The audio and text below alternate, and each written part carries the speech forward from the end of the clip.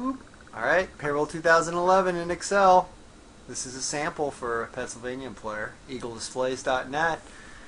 Just set this template up. We're going to go through a little how-to about how Payroll 2011 Sprapp in Excel works. Right here we have an employees page where we're going to be entering in some information about employees. All the employees here are in Pennsylvania for the person I'm working with. W-4 allowances. People fill out a W-4. How many allowances do they put on it? Let's say they put 1. Here you've got your options. Is the person married or not? It can come into play. Let's pretend that they are.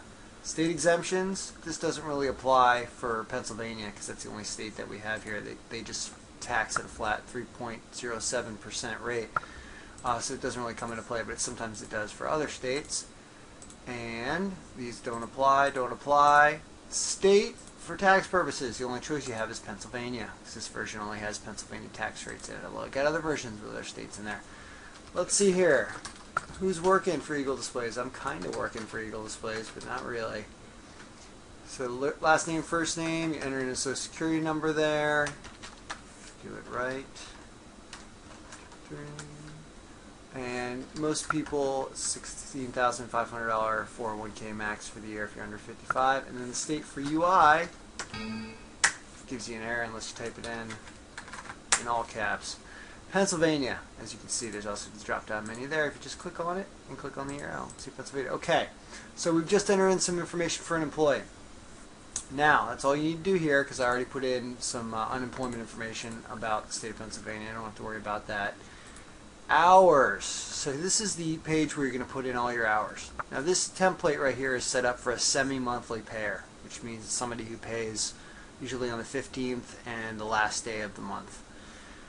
So let's do a little sample here. This shows really 2 employees, although one of them we haven't created yet on the employee tab. But let's just pretend, let's pick a week here. Let's pick a period ending date, and you can do this by clicking this filter under period ending date and opening up. If you're in Excel 2010 or 2007, your filter is going to look like this. You can open this up and say, alright, let's just choose. Now we're making things more complicated. Don't even worry about it.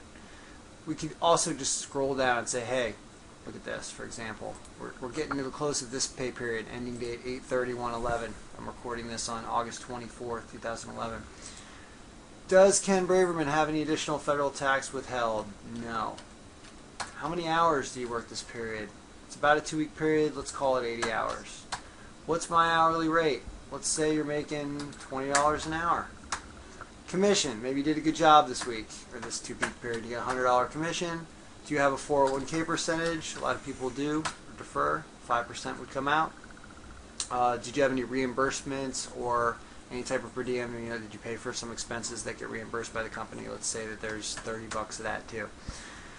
These are all the different options that you have in this version of the payroll template. You may need others. You may have other types of payroll scenarios or situations or things that are unique to your company.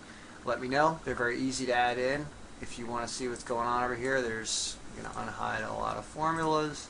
There's a whole mess of different things going on here that really do all the tax calculations and create whatever we need to create. So it's actually pretty easy to update because I've been doing it a long time now. So we just entered in some hours for one employee. Now, what we can do is take a look at our pay stubs. And here's a sample pay stub. I put a little logo here. By the way, you click this, it actually brings you to the website, eagledescience.net. Talk to Rick on the phone. Seems like a really nice guy. Now, say we want to look at a pay stub. The only one I entered in hours for was a pay stub ending 8/31/2011. Scroll down. This is August 31st pay stub. And the only person, click here to put the person in there, is Ken Braverman. And boom, here's your pay stub. It's going to show you how many hours were in the period. If there were any additional, I call these per diem. Technically, we could call those something other than per diem. We could call them current reimbursement.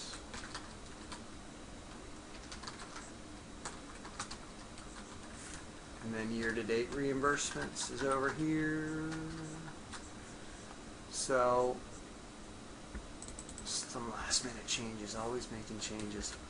So here's your commission, year-to-date commission, gross wages, what your 401k was, what your taxable what the federal tax is, and there's all these formulas that figure this out. It's consistent with the IRS code. FICA, and then there's something called even employer FICA now, which is a little higher. They made that difficult in this year, beginning in January. This is Medicare. This is your state of Pennsylvania tax, and then Pennsylvania also has this weird thing, which is 0.8% is needs to be withheld from the employee's check to go to unemployment insurance. It's like an employee's percent of unemployment insurance, and then all this ends up on a net check amount, and these are all year-to-date information. If we put in more hours, the year-to-date stuff would all be updated. And you can always just change and look at different pay stubs. You can see, like, for example, the week before, there's going to be nothing because we didn't have any hours in yet.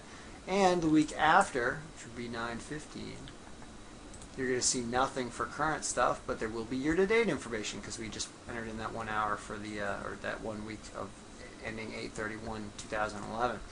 So, there's your pay stub. Now, you've also got reports. This main reports tab is going to show your 941 report, which is your main tax withholding report. There's a bunch of filters up here that say, hey, what do you want to look at? Do you want to look at all pay periods? Okay, here's all pay periods. Do you want to look at just one pay period? You can deselect all here by clicking that select button. Choose just the one period, which is what, the 8/15 or the 8/31 is the current period.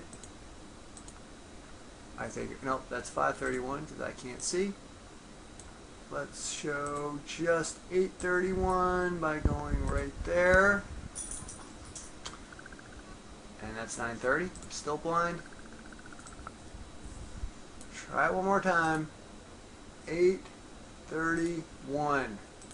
Boom. There it is. You can see that there's one employee. That's taxable wages. That's federal tax withheld, Medicare, and stuff like that. All this stuff. All these different reports that we have here do many different things. For example, here's your state tax report. Let's just show all periods for brevity's sake. Or you get any period, any employee, any subset, whatever you want. You can see that 59 bucks, if this was all the only payroll for the period, 59 bucks would go to the state of Pennsylvania. You also have your 401k. Go up here. Filters. You got 80 bucks would have been put away for Ken Bremerman's 401k. I also have a state unemployment report here as well, and this shows what would be going to the state of Pennsylvania for this person's wages. Looks like it'd be the 170 plus 1350. These reports are all made with pivot tables. They're really easy to generate, and you can get all the answers you want. So it's pretty simple. Enter things in and get your payroll done right away, and keep all your records in one place and handle your payroll. So that's a sample of Payroll 2011 in Excel. If you'd like to order a version of this or have something done for your company or just take a look at the samples, you can always contact me at ken@kenstalk.com, 703-531-8960. Sprapp at everything in the world. That's Ken's Talk.